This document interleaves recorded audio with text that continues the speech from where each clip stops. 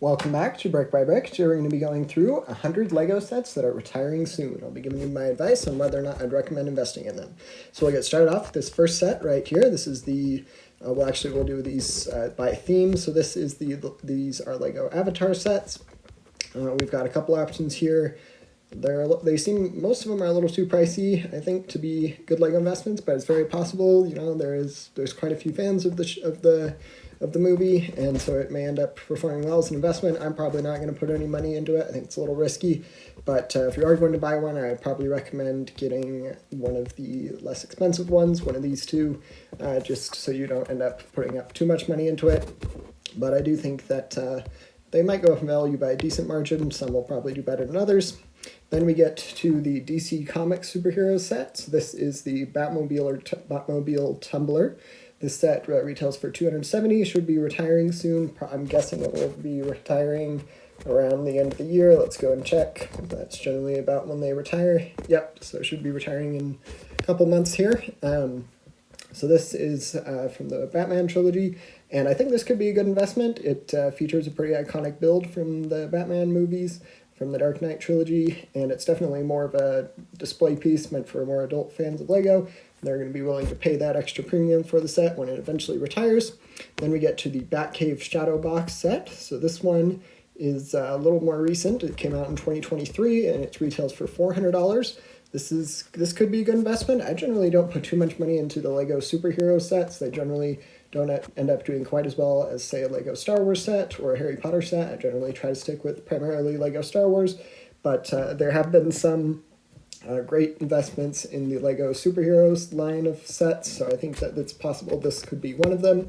That the Batcave Shadow Box, because it's definitely a display piece, and it's a more expensive set, so it's geared towards more adult fans of Lego, and they're probably going to be willing to pay extra for the set after it retires.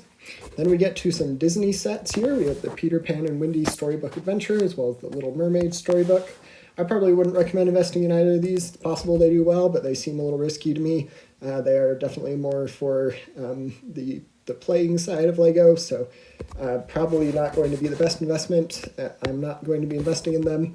Then we get to some Lego Friends sets. So I haven't invested in any Friends sets at all. I don't know too much about them. And so they may do well, but I probably wouldn't invest in these. I think there are plenty of other better themes you could put your money into. Like this one, the Lego Harry Potter set. So we have the Astronomy Tower. This is set number 75969. It's from 2020. It's the Harry Potter set, and it's got 8 minifigures, 971 pieces. This set is probably going to do well. Generally, the Lego Hogwarts towers and various components of the Hogwarts build end up performing pretty well, especially if it's an entire Lego Hogwarts castle. I have one or two of those in my collection, and I do think that it will likely do pretty well as an investment. Pretty similar story here with the Hogwarts Chamber of Secrets set. This one retails for $100, so it's a little more pricey, but it's got a lot of main components of the Harry Potter Hogwarts castle, so pretty great. Probably will be a good investment there. Then we get to the Hogsmeade Village Visit. This one is probably a little more risky. If I were to invest, I would probably put $80 into either. I'd probably go for a set that was a little more expensive with the Hogwarts Chamber of Secrets, or for about $80 to get the Hogwarts Dumbledore's Office. I think that those two are likely to do better than the Hogsmeade Village Visit, just because they're more iconic scenes, and Lego fans and Harry Potter fans are probably going to be willing to pay more of a premium for the set when it eventually retires. And then we get to the Shrieking Shack and Whomping Willow set. So this one may do well. It depicts some famous scenes from the Harry Potter franchise, but I probably won't be investing in that one. Then we get to the Hogwarts Express Collector's Edition.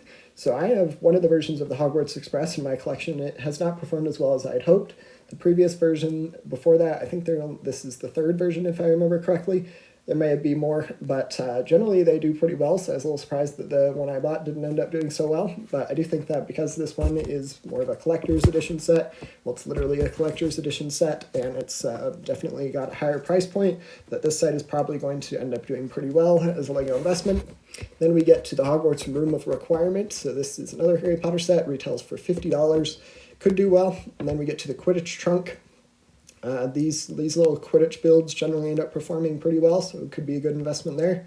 does seem a little overpriced. You're only getting 4 minifigures for $65, as well as a little under 600 pieces. But that's just my opinion. And then we get to the Battle of Hogwarts. I think this could be a good investment for another $80 set. I think this could do very well as a LEGO investment. Looks like it's got some great minifigures in it, some iconic figures and pieces and builds, so probably a good option there. And then we have the Diagon Alley, the Weasley's Wizard Wheezes, the little store there thing, and it retails for $90. This probably, I would guess, won't do quite as well as, say, one of the Hogwarts sets, so I probably will still steer clear of this set, but it may do well. Then finally, with the LEGO Harry Potter sets, we have the Expecto Patronum set. So this retails for $70 and is retiring soon, similar to the other ones. And I think this one could do well. I would probably go with, if I were to get a collector's edition kind of set, I mean, that one isn't that, but I'd probably go with the Hogwarts Express if you can afford it. I'd rather get 1 or 2 of those than 10 of the Expecto Patronum sets, but it's up to you. And then we get to the LEGO Icon sets. So this is the Loop Coaster, probably not the best investment, but may do well. I have my eye on the Atari 2600. I think it may do well. It's kind of a cool build there. You get the Atari system made out of LEGO. I've heard some other people aren't such big fans of it, so let me know what you think about it in the comments. But I'm probably going to steer clear of investing in it at the moment, but it may end up performing well. Hard to tell. And then we get to the Holiday Main Street set. So this is another Icon set from the Winter Village theme, and it's expected to do pretty well. These kind of Christmas holiday themed sets generally end up performing pretty well. It's got expected retirement of end of 2024, go up by about 90%. Then we get to the El Dorado Fortress. This is a pirate set. I think this could be a great investment. It's got the previous pirate sets ended up performing pretty well. They've been some good LEGO investments, and it looks like that trend will probably be continuing with these newer LEGO pirate sets from the pirate systems. And so this may be a good investment. It is a little pricey at $215, but if you're able to afford it, 1 or 2 of them could be a good addition. Then we get to some ideas sets. We have the Treehouse set, and then we have the Sonic the Hedgehog Green Hill Zone. So I believe this is the first set, and then the Office set. So I have both of those in my collection at the moment. I do think that they're probably going to do pretty well.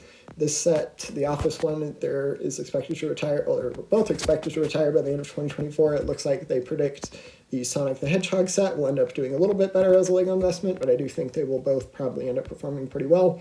LEGO Office set, it's got a lot of great minifigures in it. It's definitely more pricey than the LEGO Sonic the Hedgehog set, but you get a lot of characters for your dollar there, and a lot of cool, interesting, valuable pieces that add a lot of value to the set that can make it a good set to invest in. And then we get to the A-frame cabin and the BTS Dynamite. These may do well. If I were to buy one of these, I'd probably go with the A-frame cabin, but I don't think either of them will probably do tremendously well. And then we get to the Velociraptor Escape set. So I have 1 or 2 LEGO Jurassic World sets that have been some pretty well-performing investments. Then generally these Jurassic World, Jurassic Park sets end up performing pretty well. This is one of the cheaper ones. It's a $40 one, so a little more risky, but may end up doing well. Then we get to some more Marvel superhero sets, the Hulk versus Rhino Truck Showdown. It's just kind of a cheaper set. It looks like you get 3 minifigures. So a cool little build there, probably not the best investment. Then the Sanctum Sanctorum. This one I think could definitely do well. It's probably going to do fairly well. It's got a lot of great figures in it, it looks like. Plus it depicts a very famous build from the Marvel franchise, which can help add some value to the set. People are going to want to collect it and are going to be willing to pay a premium for the set after it retires. Then we get to a Black Panther set, War on Water. I probably wouldn't invest in this one, but it's a little more risky. Then we get to the Hulkbuster set. This one retails for $550, so definitely a pricey set. I probably wouldn't invest in this, but it may do well. And then we get to the Rocket Mech armor, the Hulk Mech armor. And it looks like those are the only 2 for here, but these are just kind of cheap little builds. I did a video on the Star Wars version of these, so feel free to check that out if you're interested in investing in these. Then we get to the Hulkbuster Battle of Wakanda set, similar story there, could do well. And then the Avengers Quinjet. I'm probably going to steer clear of investing in this one this time around, but it may do well. Then we got some other LEGO superhero sets here. Some more affordable ones, some little cheap builds, but we'll stop there. Feel free to let me know if you have any questions on any of the sets we went over today, and don't forget to like